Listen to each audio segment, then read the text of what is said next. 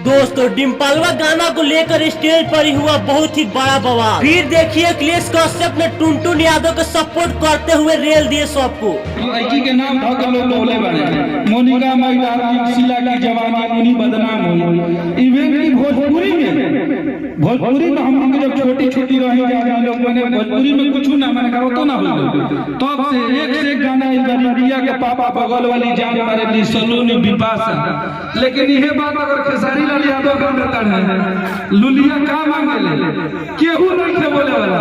यह बात अगर खेसारी लाल का देता है तो सारा दुनिया दुश्मन हो जाता है और दूसरा में वो दुश्मन भोजपुरी इंडस्ट्री का मेरा भाई बन गया है। तो ऐसा तो भरी राजनीति भोजपुरी में मत हो। अरे तो रात भरना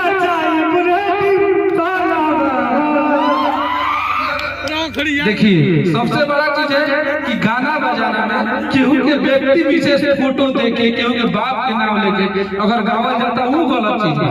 गाना बजाना ही मजा है, ये संस्कृति में हम के सदियों से लोग मजा ले रहे हैं। मनोरंजन चीज है, एकरा के दिल में नहीं लेवे कि हमारा का की हुलावत है। और सिर्फ वो इंसान के विरोध जिस इंसान को प्यार करने वाले करोड़ों लोग हैं।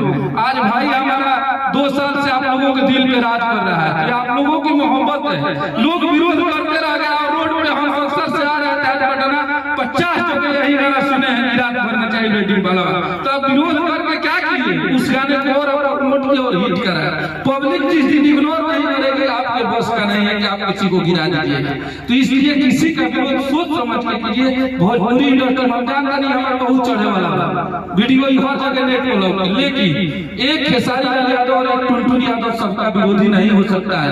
अगर आप भोजपुरी के सुधारक हैं तो आपके नजर में सब लोग बराबर होना चाहिए, ना कि यही दोनों लोग गलत हो गए और बाकी दुनिया सही हो गई।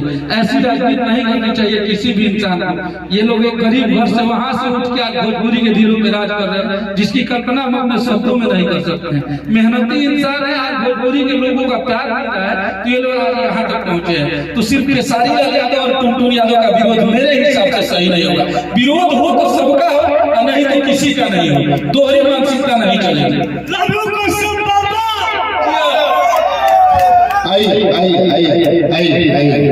कश्यप बाबा आप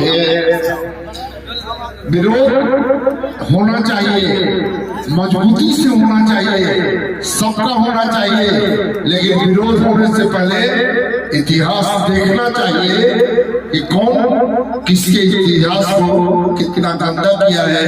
लेकिन आज मैं ईमानदारी से कहना चाहता हूँ, चाहे खेसारी हो चाहे टुनटुन हो चाहे जिस मीडिया पर डाल दीजिए, हमारे स्वास्थ्य पर कोई फर्क नहीं पड़ता। लेकिन आज मैं डंके की चोट पर कहना चाहता हूँ, मैं इस भाई से प्यार करता हूँ और करूंगा।